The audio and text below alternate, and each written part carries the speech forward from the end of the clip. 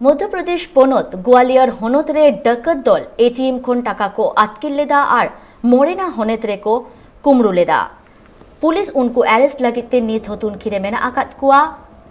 बाडायो काना जे उनको कुमरू दो ओकोय को ताहे काना और ओका खन को हेलेन ताहे काना और उन ओक्तो एटीएम रे सिक्योरिटी गार्ड को ताहे काना से बांग उना सही कथा बाडाय लगित पुलिस नित तुन खिरे मेना आकात कुआ।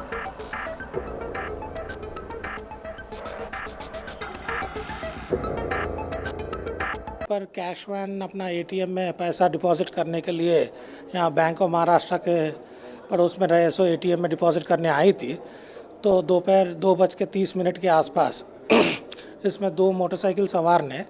इसमें कैशियर जो रहते हैं दो जो जमा करने जाते हैं उन पे गोली चलाई। फिर बाद में जो गनमैन रहता है जो कैश वैन का उस पर चलाया था, जिस पर से वो गनमैन का मृत्यु स्पॉट पे हो गया था और ये दोनों दूसरे कैशियर्स है वो गंभीर रूप से घायल हुए, अभी आउट ऑफ डेंजर है लाइफ में, हॉस्पिटल में भर्ती कराए गए थे। उसके बाद मौके वारदात पे जैसे हम लोग पहुंचे थे, तरीका वारदात देखते हुए हम लोगों को थोड़ा आशंका लगा था क्योंकि यहाँ के स्थानीय लोगों इस प्रकार की वारदात नहीं करते हैं, तो बाहर से भी कुछ व्यक्ति हो सकते हैं यहाँ पर शामिल हो। तो उसको आधार पे लेते हुए हम लोगों ने मीटिंग तुरंत मेरे कार्यालय में बुलाया था और उसमें फिर सभी लोगों को अलग अलग टास्क देके रवाना किया गया था। इसी टास्क के आधार पे फिर अगला दिन सिद्धार्थ जी जो छुट्टी पे थे पुलिस अधीक्षक वो भी लौट आए और फिर डीआईजी और सिद्धार्थ जी और सभी लोगों ने जितना जबलपुर का सभी जीओज और सभी अधिकारी कर्मचारियों ने